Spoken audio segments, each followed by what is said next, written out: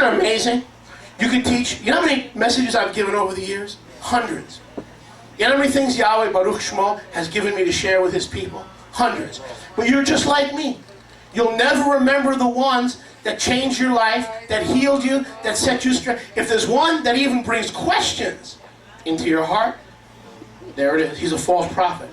I'm leaving. You are? Where are you going, man? Navi Sheker. He's a false prophet. I am? Because you teach Yeshua had the leprosía.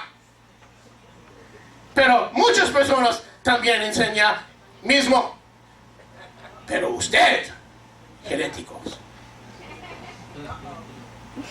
So I learned that when I disagree with Monty Judah, or Michael Rood, or somebody else, I don't call them false prophets. I say, that was a wrong teaching. That was an incorrect teaching. That doesn't make them a false prophet.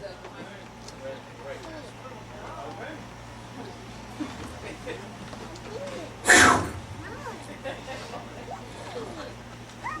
The fact that Yeshua touched a leper, an unclean body, does not disqualify him from Mashiach-ship. This is especially true in light of the rabbinic doctrines concerning the leper Mashiach, derived from Isaiah 53.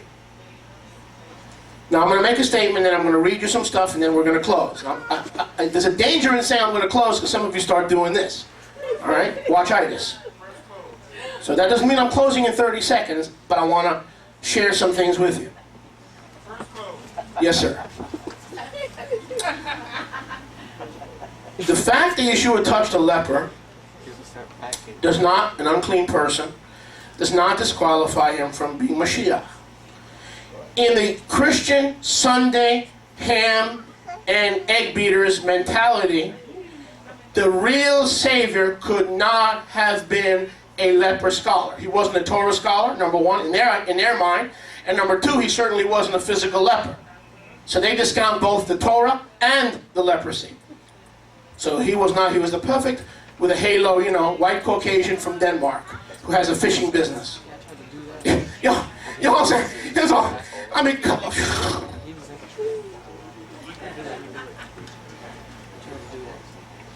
You ever hear the old story? The black folks said, I'm tired of your white Jesus, man. I'm tired of your white Jesus. I want to go to heaven and be with the real Jesus. The white man says, no, he was white, Caucasian, blonde hair, blue eyes, and when I get to heaven, I'm going to prove to you and everybody else that he's a white man from somewhere from the island, somewhere from UK, somewhere in UK. Right. He's white, Caucasian, bleeds easily and cuts easily, but he's white. So the white folks say, Jesús es blanco. Black folks say, no, Jesús es negro. Then both the white man and the black man die and they get to heaven.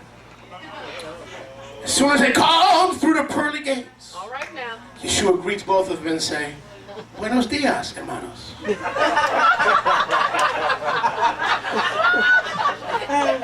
Lati.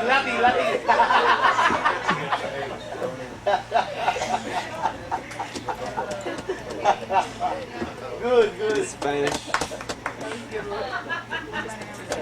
That was cool, huh? It was Spanish, yeah. Oh, you get it? No, person said he was white, person said he was black. He was black. Buenos dias. Buenos dias. He was Spanish. According to the Hebraic mindset, leprosy was a requirement for being Mashiach, an authentication of qualification rather than a disqualification. So I'll say that again. In Hebraic mindset, Moshiach has to be a leper. He has to have physical leprosy. Because this was an authenticating qualification rather than a disqualification. In religion today, if you see Yeshua and you tell him Yeshua had physical leprosy, oh, he's disqualified from being Mashiach.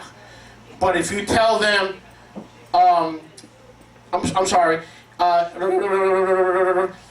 in Hebraic mindset, if you see Yeshua as a leper, that proves that he is Mashiach. You see the difference between a Hebraic mindset and a Greco-Roman mindset?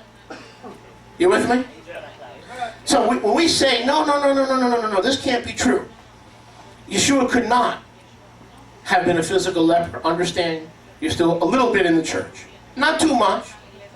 Not too much. But you're a little bit in the church. Because leprosy is a disqualification of Jesus from being Mashiach. Their Jesus would never have leprosy. You follow me? But from a Hebraic point of view, if the Mashiach ben Yosef, the suffering Mashiach, did not have leprosy, he was disqualified from being Mashiach. So instead of arguing with each other, we should say, praise Yahweh, we're seeing these things. That proves he was Mashiach. Because according to Isaiah 53, verse 4 and verse 8, he would have Naga, and resulting in Tzara. Naga, the cause, resulting in Tzara. According to Raphael Patai in the Mashiach texts, the name of Mashiach in Isaiah Yeshayahu 53:4 is the leper of the house of study. I'm going to do a lot of reading, so stay with me. The Babylonian Talmud, Sanhedrin 98b, in reference to Isaiah 53:4, says this. What is Mashiach's name? The school of Shilah said his name is Shiloh, for it is written until Shiloh comes. The school of Rabbi Yana said no, his name is Yanon, for it is written his name shall endure forever. Like the sun, his name is Yanon. The school of Rabbi Hananiah maintained no, as it is written, where I will not give you Hananiah. Others say his name is Menachem, the son of Hezekiah. For it is written, because Menachem, the comforter, would relieve my soul. The rabbi said his name is the leper scholar, as it is written, surely he has borne our grief and carried our sorrow. Yet we did esteem him a leper, smitten of Yahweh and afflicted. In addition, in the Messiah text by Raphael Patai, we have the story of the Baal Shem Tov and the leper Messiah. Who's ever heard of the Baal Shem Tov? Baal Shem Tov was an ancient Jewish sage. What does Baal Shem Tov mean? The owner of a good name. Baal Shem Tov, the owner of a good name. He was a tzaddik, a righteous Jewish rabbi. One Friday afternoon, a young Talmudic scholar was riding with the Baal Shem Tov in a cart across the open field, and all of a sudden he espied a village in the distance. And he was filled with joy, for he thought that they would surely spend Shabbat there, and not out in the open. In that very moment they entered the village, and behold, the horse went of its own through the village and did not stop at any house. The youth became saddened by this. It seemed that they would after all not spend Shabbat in the village. But when the horse reached the end of the village, it spotted in front a ruin. The youth thought that they should spend Shabbat in the ruin, and became filled with joy, for it was better than being out in the field. And the Baal Shem Tov entered the ruin, and the youth went after him. And behold, in the ruined house lived an old man, a leper, from head to foot. There was no hair spot in his body. He was so full of wounds and boils. And his wife and children walked about in torn, tattered garments. And when Baal Shem Tov opened the door, the old man became filled with joy and ran to the Baal Shem Tov and said to him, peace to you, master and teacher. And he who saw not their joy has never seen joy in his life. And they went into a separate room and talked there for about a half hour. And when they took permission of each other, and they departed from each other in fierce love, like the love of David and Jonathan, then the Baal Shem Tov took his seat in the cart, and the horse trotted along on its own. On the way back home, the youth asked the Baal Shem Tov, teacher, what was the meaning of the joy and the encounter with the old leper man that caused both of you to rejoice? And the Baal Shem Tov said to him, what happened between me and the old man in the village, as it is known, that there is a Messiah in every generation in this world, in reality clothed in a body. And if the generation is worthy, he is ready to reveal himself. And if Yahweh forbid they are not worthy, he departs. And behold, the old man was ready to be our Messiah. And it was his desire to enjoy my company on Shabbat. But I